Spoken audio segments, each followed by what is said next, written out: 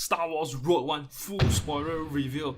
So if you guys haven't watched the film, please go and watch the film before proceeding to this video, because this I will be talking about a lot on the spoilers. Please go and watch the film. I don't want to spoil you guys. Please go and watch the film before proceeding this video. You've been warned. So let's talk about the spoiler. There are so many aspects of the film that I really do enjoy. The first thing that really comes into my mind is Lord Vader. To be honest, this is the most badass Lord Vader I have ever seen in the whole entire Star Wars franchise. In my mind, I can never understand why Darth Vader is strong. I can never understand that aspect, because all I see as Lord Vader, he can just choke people and just lightsaber battles with people. That is all I can get. Given that this is before Anakin Skywalker wears the suit, because he was already strong before he wears the suit. So I never understand why Lord Vader is so strong when he wears the suit. In this film, he finally proves it. There's one particular scene in the film that he is so badass, literally so badass. At the final scene where he kills so many soldiers without any stormtrooper help. He just hold the lightsaber, then he used the force. That is the scene I wanted. That is the scene I want to see, how badass he is, how strong he is. He just used the force. He killed like literally 20 to 30 soldiers in one shot, in just 1 minute. That scene alone shows how strong Darth Vader is. To be honest, that is literally mind-blowing. Okay, the second aspect of the film is that I felt like the character in this film is a bit, even though I said it in my non-spoiler review that the character development was good, to the point some of them didn't do well, particularly the Empire pilot. At the time of my mind, I forgot about his name.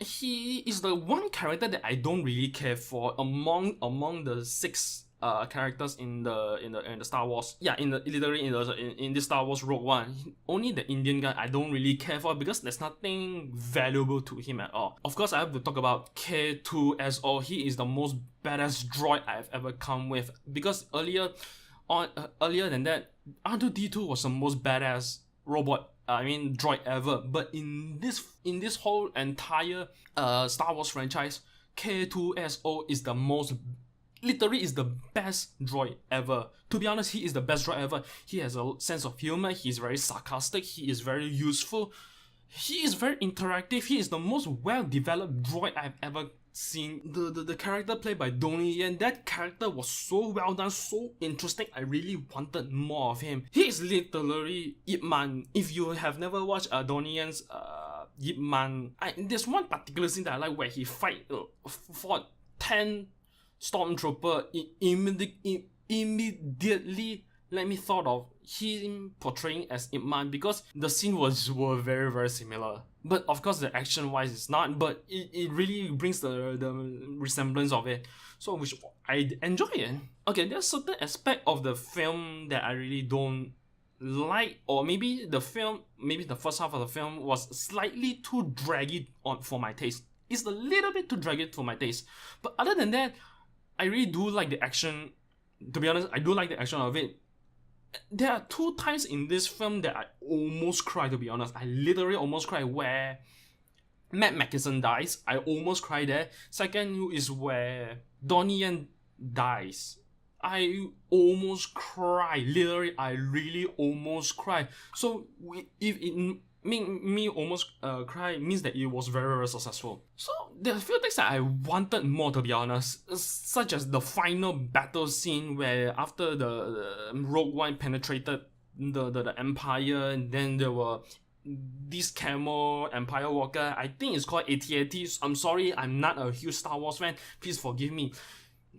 Those camel walkers or AT-AT, I wanted more of that, because they only show like a few scenes of it, but they didn't. I wanted more of that, to be honest. I really wanted more of that. This film, let's talk about the AT-AT. Only that scene was so well done, to the point, because it's directed by Gareth Edwards. He has a very good sense of like scaling, because when the way they animated the AT-AT, you can totally see how big those guys are. Literally how big those guys are. I was literally shocked. I was like, wow, those guys are big. I didn't get that kind of vibe when I watched Empire Strikes Back, because they look fake. As for the animation nowadays, in this film they did so well. As in, once I look at those camera walkers, they look so damn real, and the scaling was so huge. I was jaw dropping. Wow, are those CGIs or are those practical effects? Because they did so well, to be honest. But there are so many moments of the film that I really hope they did slightly well. I cannot put my finger on it. But other than that, the CGI in this film was superb, so well done. I can personally, in my opinion, it's better than The Force Awakens. I did not enjoy Force Awakens as I wanted to, but I'm sorry. There are only certain of moments of the film that I really did not enjoy, as in for the character Felicity Jones, her background story, her relationship with her father. I wish that relationship is stronger. I wanted more. I wanted that to be developed more. It felt like it's established without any development. That is what I think. I wanted more, to be honest. I really wanted more. It just tell you they have a strong relationship, just like that. But I really wanted more, to be honest. Then I wanted. There's so many things that I wanted more, to be honest. I wanted more of this. I wanted more of that. But somehow the film did not deliver too much. So to the point, I felt that the whole story was a meh. I wanted a 3 hours, but I ended up with 2.5 hours. That is what I get. I wanted 3 hours of the film. That's one thing I was so shocked to see. At the end of the film, you will see Leia Skywalker, or you know her as Princess Leia. I thought that you only will see the back of her without seeing her face.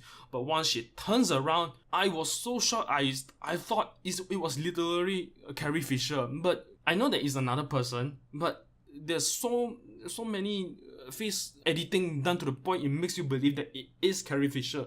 I was jaw-droppingly, wow, they did it very well. So many things in this film is so well done. But yet again, in my non-spoiler review, I felt like something is very missing. Maybe because of the fact that I wanted this more, I wanted that more, to the point it felt very average. Like I said, the story of the film was quite average, to be honest. It's about this band of people infiltrate and try to steal the plan and send it to the Rebel Federation. It's very simple, to be honest. The story is very simple. Of course, we won't be getting sequel of this because the sequel is The New Hope. Actually wanted more. I really expect more, but so many things that is still well done in this film that I really did enjoy. I do recommend you guys go and watch this film because it is the current December blockbuster, so I really do recommend you guys go and watch it. Please don't let my suggestion and my criticism affect your decision to go and watch this film. I really do recommend you guys watch this film, but this is just my opinion, how I thought about the film. That is all I have to say. So this is my full spoiler reviews. There's so many things I still want to talk about, but I really have nothing much else to say because those are the stuff that I mentioned in this video. It only came into my mind what I thought about. Came into my mind what I wanted to talk about. So these are a few things in the full spoiler reviews, and I'll see you all next time.